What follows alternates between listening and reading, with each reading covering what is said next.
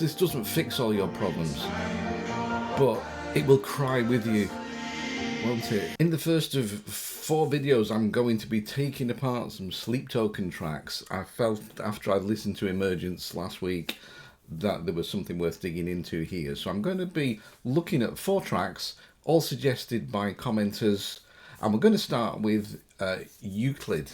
So I'm in best tradition. I've not listened to this in advance. I'm just going to take a listen now, and we're going to dissect it together. You probably know all about it. Let's have a listen.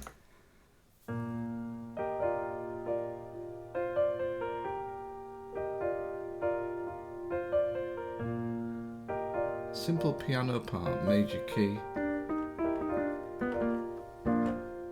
Just run it back, give me 5 whole minutes. I am thick on the inside, burning. I've got a ghost in the hallway, grinning, and a heavy head that won't stop turning. If my fate is a bad collision, and if my mind is an open highway, give me the... That's interesting, isn't it? Major key. For those in the know, metal doesn't happen in major keys. Apparently, according to the purists, all the best metal is in minor keys. So here's one left field thing to get you going already. We're in B flat major.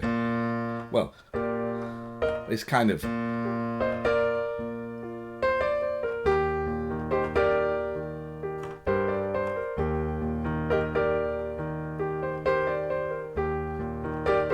something like that. So we're in a major key to start with. So that we'll talk about this a little bit later on.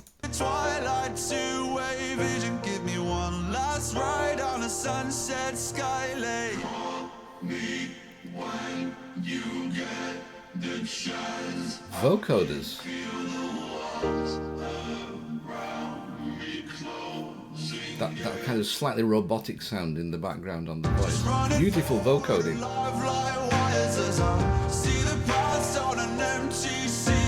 It builds very nicely, nothing unexpected.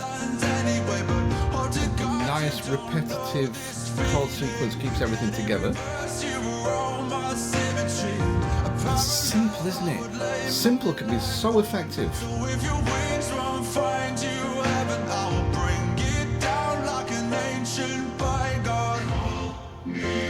All we've had so far is what we call primary triads. That makes it a very simple and immediate song to get behind, doesn't it? Do you remember me? Oh. When the rain gathers. Isn't that nice? The interspersed like that.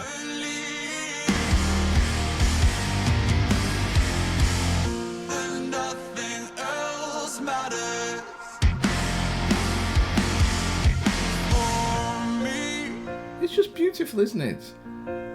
It's still the autumn leaves.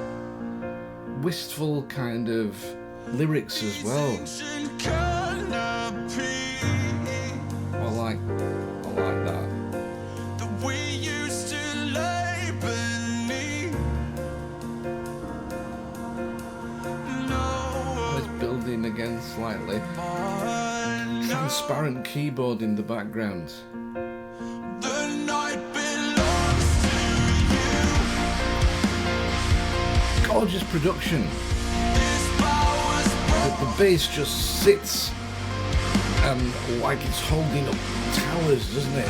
Must be someone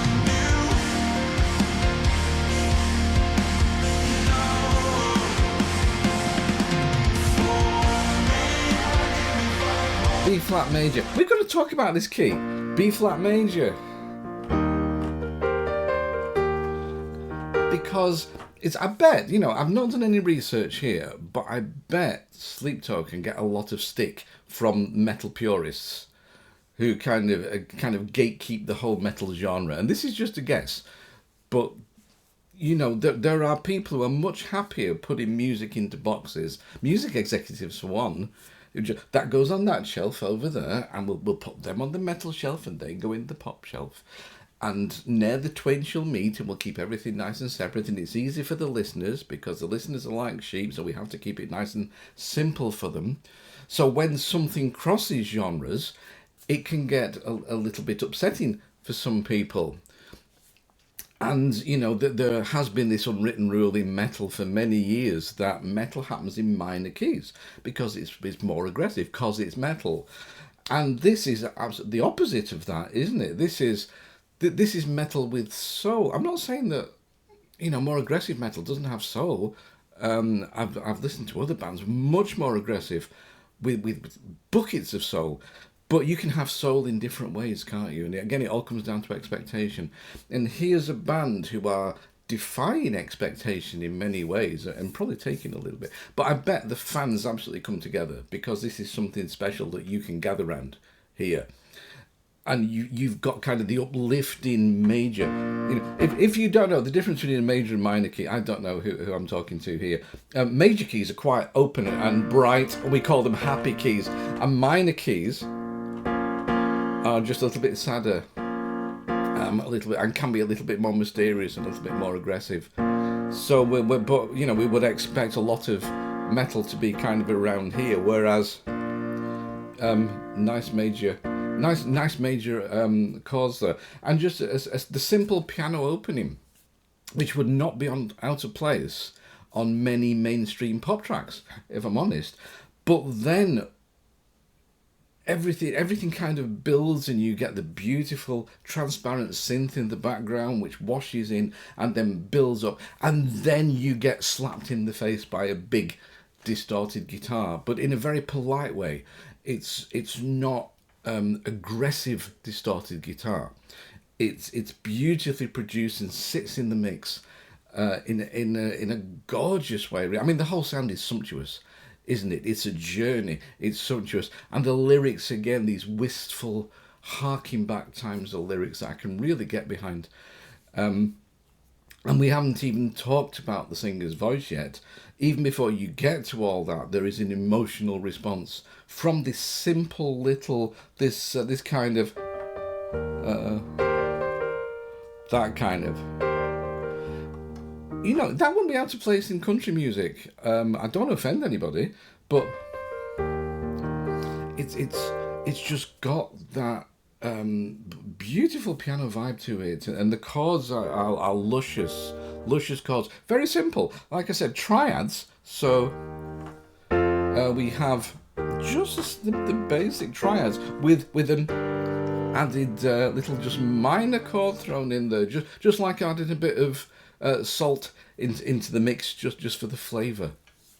But as I said, I bet because this is very hard to pigeonhole, to me that's a good thing, by the way. I love music that pushes boundaries, that brings different styles together, that defies expectations. And this is music that crosses shelves in HMV, isn't it? This is music that, well, where do I stick this? It's got these metal guitars. Shall I stick it there? Shall I put it on this shelf? Is it pop? What is it? The singer's voice, again, is very, very strong. There is some sort of subtle double tracking on the voice. As far as I can hear, I'm wearing monitor headphones, so I'm really trying to pick out the various bits and pieces. It sounds subtly double track, just like it's just thickened up a little bit. But what he's got a tremendous voice. It sounds so good. It's effortless, isn't it? The whole thing is effortless.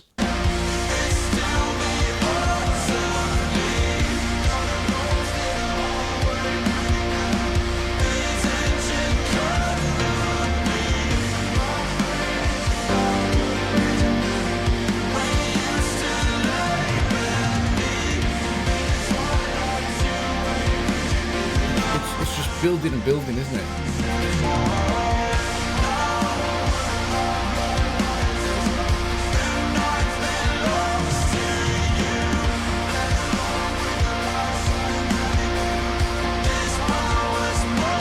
You can just settle back. Just want to make sure you want to take a deep breath.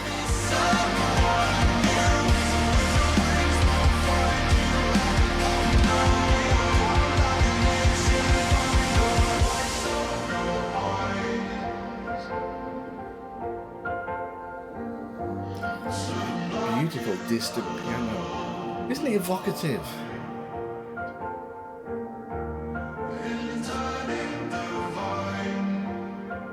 I'll tell you what, I bet this doesn't fix all your problems, but it will cry with you, won't it?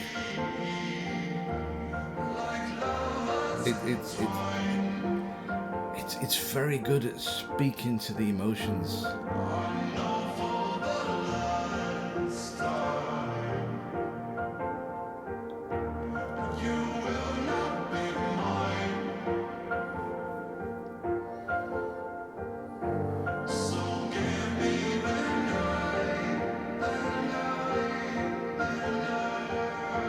Beautiful. Beautiful. It's a thing of beauty, isn't it? An absolute thing of beauty. I'm just watching to see when it actually finishes. There we go. That's quite a big silence. I like silence at the end of music. I think, in the classical world, we always have a big gap before the applause because you have to let the last notes just kind of die away. That is absolutely beautiful. Very, very emotional at the end. It makes you homesick for a time and a place that you can never go back to. There's a word for that in the Welsh language, heareth, which is this longing for a time and a place that you just feel in your stomach, that you yearn to go back to, but you know you never can. And that's the feeling that piece of music gives me. Absolutely beautiful. But it really pisses off the metal purists, though. We'll talk a bit more. I feel that we're going to talk a bit more about metal purists versus the more progressive elements a little bit later on in the week. But for now, let's just chalk that up to sheer beauty.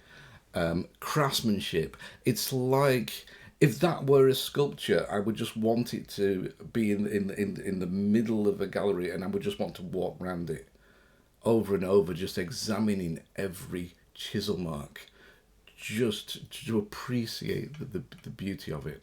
If you want to hear more thoughts on Sleep Token, don't forget to give me a follow. More Sleep Token coming this week.